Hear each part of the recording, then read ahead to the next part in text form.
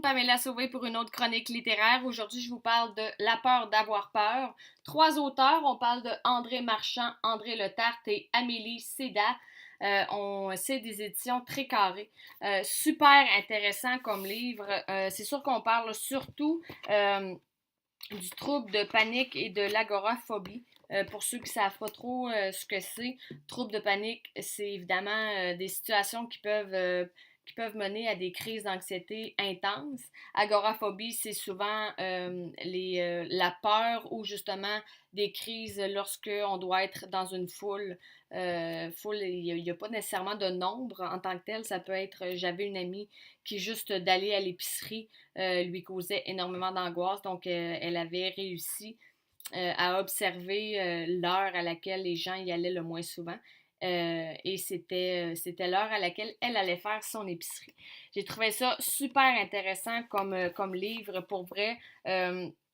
C'est sûr que quand on lit sur le devant ici, là, le sous-titre Guide de traitement du trouble panique et de l'agoraphobie, on pense que ça va peut-être parler uniquement de ces deux thèmes-là, mais ça parle également une source d'anxiété méconnue, le trouble d'anxiété généralisée. Alors le TAG que ça s'appelle, c'est un trouble que je suis diagnostiquée. C'est sûr que c'est pas évident. J'étais contente de voir que ça en parle. La description de ce trouble-là est également véridique. C'était intéressant de voir un peu comment il le décrivait, de voir que la façon dont il en parlait était vraie. Quand on lit quelque chose qu'on vit, on se demande souvent, est-ce que les gens de mon entourage, s'ils ils le lisaient, de quelle façon ils vont le percevoir? Est-ce qu'ils vont le comprendre un peu comme je le vis, comme je le ressens, ou ça va être un peu nébuleux? C'était très bon comme description. Ce que j'ai trouvé hyper intéressant, c'est que pratiquement à la moitié du livre, on a des exercices qu'on peut faire, un peu pour si on a un trouble soi-même. Euh, Peu importe là, dans quelle catégorie ça se trouve, les descriptions également des troubles est bonne. Ça reflète beaucoup ce que l'individu peut ressentir, peut vivre au quotidien. Alors, super intéressant comme livre.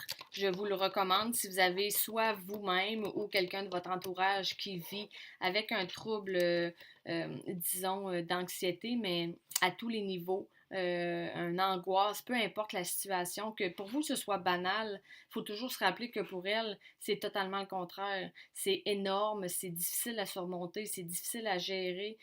Alors que vous, peut-être dans votre tête, vous vous dites, ben, moi, je trouve pas qu'est-ce qu'il y a de grave, qu'est-ce qu'il y a d'inquiétant là-dedans. Cette personne-là, dans sa tête, ça se passe autrement. C'est pas un choix qu'on fait. Je trouve ça important de toujours se dire, j'ai pas décidé de naître comme ça. Si j'avais eu le choix, vous m'auriez donné euh, une personne qui aurait aucun problème, aucun trouble mental versus la personne que je suis. Le choix est pas très difficile. C'est sûr que si j'avais pu pardon, euh, vivre avec aucun stress à une intensité beaucoup plus haute que la normalité, je l'aurais pris. C'est pas à chaque jour on doit vivre avec les craintes, avec des choses qui sont irréalistes, mais que notre tête est pas capable d'assimiler à ce moment-là. Et ce dont on a le moins besoin, c'est de se faire dire, de se calmer, de se faire dire des répliques qui peuvent juste nous faire euh, ressentir encore plus qu'on est anormal, qu'on n'est pas comme les autres. Bref, La peur d'avoir peur des éditions Très Carré. Je vous répète, les trois auteurs, André Marchand, André Letarte et Amélie Céda.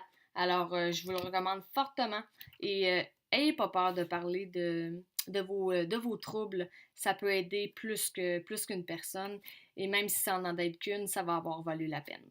Bye tout le monde!